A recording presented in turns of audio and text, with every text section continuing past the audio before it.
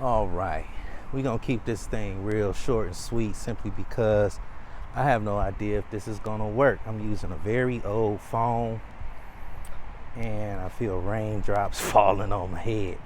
But while I'm taking this walk to go assist someone with some technical needs, I will just say that I am the face behind those music videos that you see on this station. And I'm also saying that I'm doing this because I don't know when's the next time you're gonna see any videos, because I have to make some decisions and I'm coming to grips with that. And so the decision is income producing activity. I gotta produce more income to get these music videos out because the market has slowed down with generating the videos that I have been getting paid to do for the past 10 years. And you know, it could pick up tomorrow because that's just how it is in this business of freelance consulting. And my heart is in this music and the message behind the music. So you got to monetize all of those things. And producing those music videos, as we have learned to understand how they have been since the 80s when MTV first came out, it's very different now, obviously. But it's even changed in the past 6 months from the time of this recording. And so that's for a lot of different reasons, but people are now starting to see the money from music isn't from the music itself.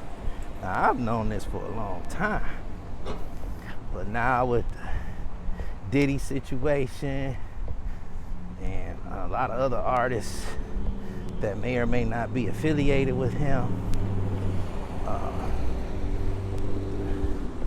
and in the movies, I'm not going to talk about all the other names, but y'all know who these names are. It's not really the subject for this video, but now that certain truths are coming to light and accusations are getting people to dig beneath the surface of business in general, but especially entertainment, we can see that it's more than just quote unquote entertainment going on. It's more about indoctrination. And so people use music to soothe their soul and keep them occupied while they're doing work or cleaning the house, things of that nature. And capture those moments in time where you're at social gatherings and family gatherings. And a lot of people are in music right now just to make money. They're not in music to, well, a lot of people that are in the mainstream have to produce music to make money. I see it like that. There are still people that love music, but if you don't understand the business behind how to earn income through your music, you're gonna have to sacrifice something to make money. You either sacrificing your time outside of your income producing activity, whether it's your job, your business, or you know, working with someone else that has a job or business. You don't have time to do your music. You have to sacrifice that time to actually create music. Or money. You don't have the money to do the music the way that you really want to do it. And that's usually because you invested your time into producing money to take care of your life. Well, there is a way to do both. There is a way to get paid to create your music. You got to present that music in such a way that people can pay for it and consume it. And so that's what I've been doing for the past 15 years, is navigating that path. It's usually secondary income. I'm really working to make it primary income. And obviously with the streaming platforms, it's very challenging to do that because artists don't make a lot of money from streams. Nobody really makes a lot of money from streams by themselves. But because the consumer has now been indoctrinated to primarily stream music, there's not a lot of purchases being made for that music. So that's why I'm talking about, I don't know, when's the next time you're gonna see me actually release a music video? Because right now it's primarily myself. Because you either gotta have volunteers or pay people, experts, to create the videos the way in which you want to present them to the world. And so I've been sacrificing that because the videos that you see 9 times out of 10 is not what I really wanted to put out. It's what I could afford to put out, whether it was my time or my money. The closest videos to create what I really wanted was the Cash Flow 3 featuring Rick Ross, Vic Legend, Pro Sice, and DJ Blue. Now, I had somebody filming me for that. We had somebody filming Pro Sice. We had somebody filming Vic Legend. We had people filming Rick Ross, right? And I paid for the license to have all of that put together. I paid for the production. And I paid for the marketing. And that song and that video garnered some success. The issue, though, is in order to do that again, you got to get all those people back together. Regardless who the artists are, you got to pay the videographer. You know, you got to compensate for transportation. Since then, my car, I don't have it anymore. I sold my car to keep me pushing along in the music industry. But now without a car, it's hard to produce income. As somebody else with a car obnoxiously drives down the street. So it's a challenge to produce that type of income without your own transportation. Eventually I'll get some more transportation. But again, I don't know when that's going to be. I got to make some things happen. Which again is why I'm saying, I don't know when's the next time you're going to see a music video from me. Even though I recorded some footage. I got footage from my song featuring Rakim, the God MC. But I got to edit and compile it to something worthwhile to view for the masses. If you want to see some raw footage, I can put that out. Y'all can check my Patreon. I'll put that out. Get some votes on if you want to see an entire video featuring Rakim and myself. We got Mr. Fitzwell and DJ Baby Cakes in there as well. So we'll see. But to keep up with this video, how you doing? I don't know when the next time I'm gonna release another video.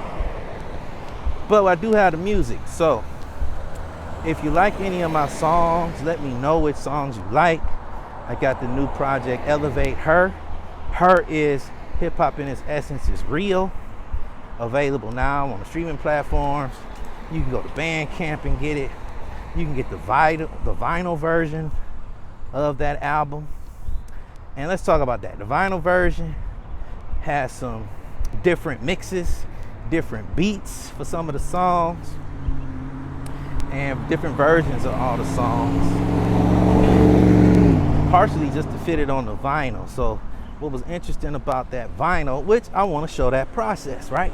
I want to make videos about that, do some behind the scenes, but it's primarily me in the studio doing all of that stuff, because I created the album cover, I created the album sleeve, what's on the vinyl visually, the labels, the barcode. It's a lot different when you actually producing physical products versus digital.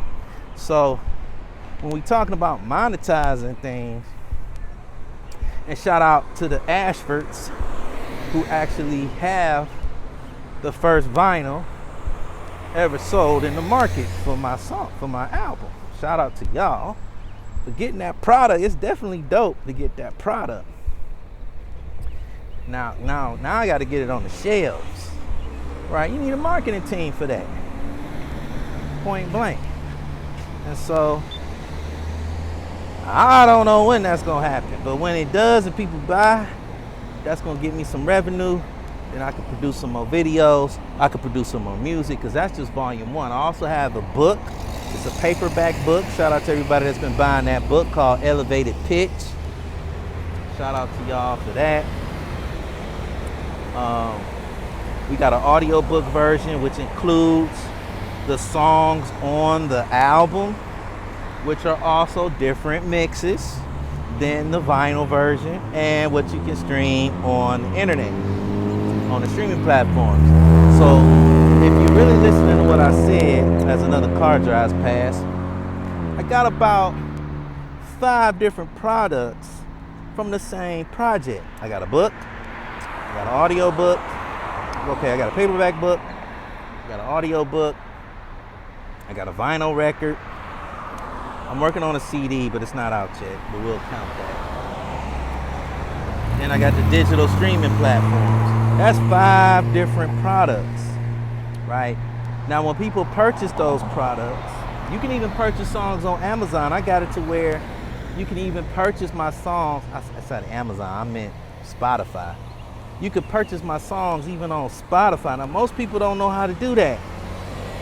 If you go to my Spotify, you'll see that you can purchase some of those songs. You can even purchase some of the songs that are not on Spotify from the Spotify platform. So you can go to my Spotify, you can click merch. There's a merch link.